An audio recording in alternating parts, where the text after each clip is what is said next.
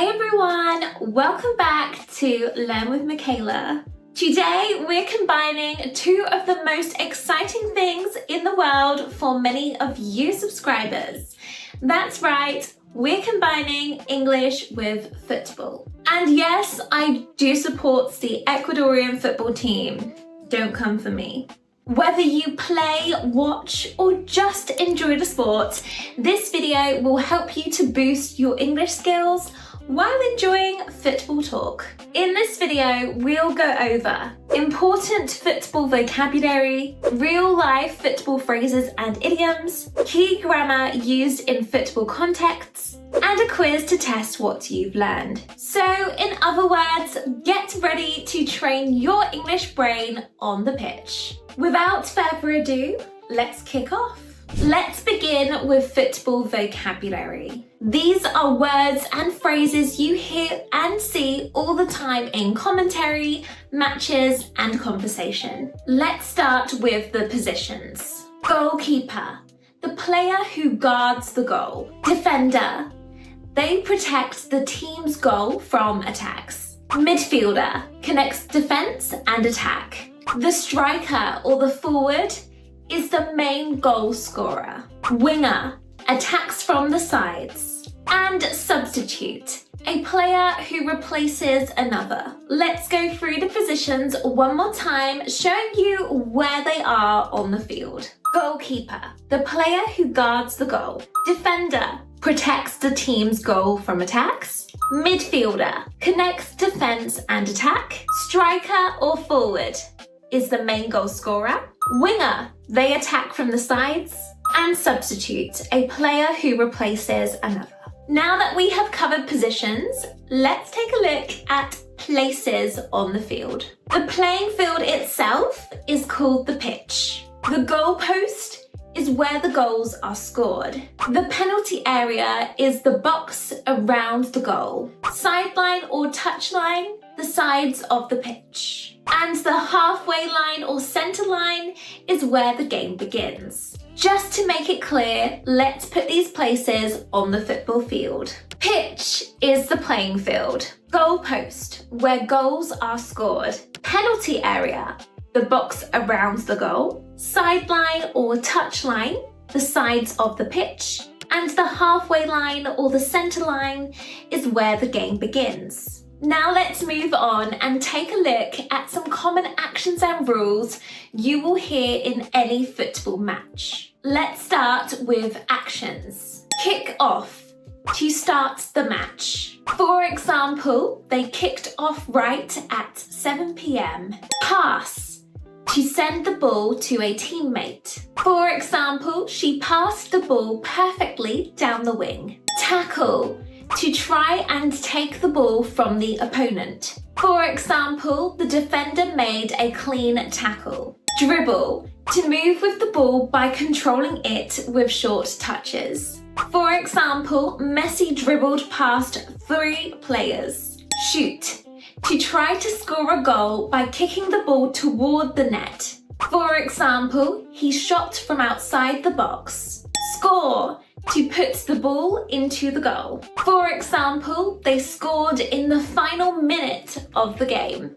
Save, when the goalkeeper stops the ball from entering the goal. For example, what a save by the keeper. Cross, to kick the ball across the field, especially from the side into the penalty area. For example, he crossed the ball into the box for the striker. Now let's take a look at some rules that are useful to know in English.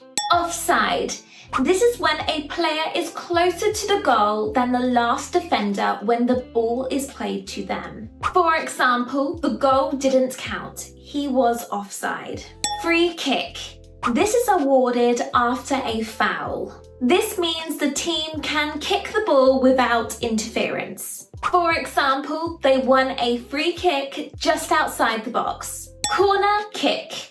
This is when the ball crosses the goal line after last touching a defender. For example, she's great at taking corner kicks. Penalty. A direct shot from the penalty spot after a foul in the box. For example, the referee gave a penalty after the handball. Yellow card, a warning given for a foul or bad behaviour. For example, he received a yellow card for time wasting. Red card, this is shown for serious fouls. This is when the player has to leave the game. For example, the red card means he's out for the rest of the match. A draw or tie, this is when both teams finish with the same score. For example, the match ended in a 2-2 draw. Extra time, this is additional time played when the score is level in a knockout game. For example, the game went into extra time after a 1-1 draw. And injury time. These are added minutes to the end of the half to compensate for stoppages. For example, they scored during injury time. Now let's take a look at some interesting football expressions and idioms. These are used not just in sport, but in business, life, and casual conversation. Let's take a look at phrases you see in football. Man of the match. This is the best player. Park the bus. This means to play very defensively. In the box. This means in the penalty area. On the bench. Not playing. Put it in the back of the net. This means to score. And through ball. A forward pass. Those are some very useful phrases you might hear in football commentaries. And now let's take a look at some idioms from football. Kick off, to start something. For example, let's kick off the presentation. Move the goalposts. This means to change the rules unfairly. For example, they keep moving the goalposts at work. Own goal. This means to hurt yourself unintentionally. For example, by ignoring his customers, he scored an own goal. Game changer. Something that changes the situation. For example, that new app is a game changer. Gets the ball rolling.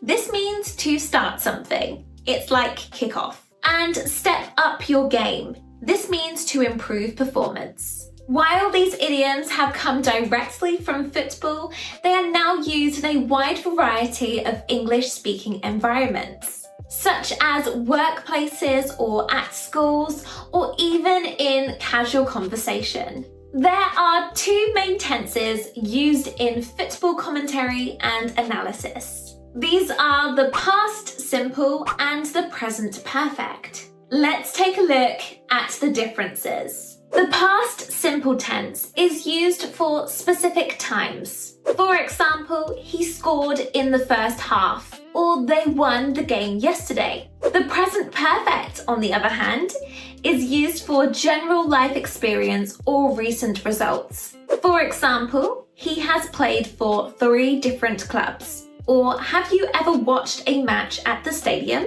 These two tenses can be confusing, so let's try a quick practice. Which one is correct? A, I have watched the match yesterday. Or B, I watched the match yesterday.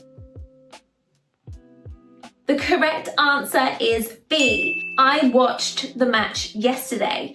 This is because it uses a specific time.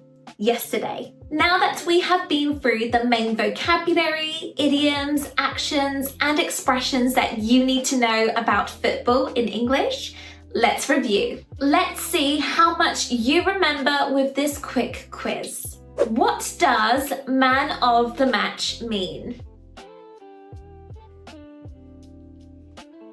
It means the best player of the match.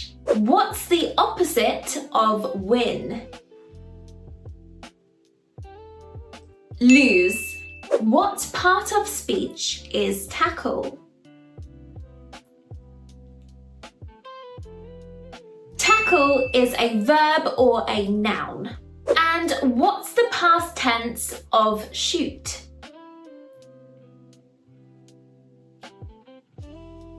Shot. Well done if you got all of those questions correct. Learning English can be tricky, but I believe that learning English is so much easier when you are learning something you enjoy or love. So here are a few quick tips to improve your English in a football-related way. Watch highlights with English commentary. Read sports articles in English. You can find hundreds of these online. Play football video games in English. And listen to football podcasts or YouTube interviews with some of your favourite players or favourite managers of the teams. And there you have it. That was your English and football training session. Let me know your favourite team or favourite player in the comments section. I look forward to reading them. And please, if you enjoyed today's video, please don't forget to like and subscribe so you never miss another English video like this.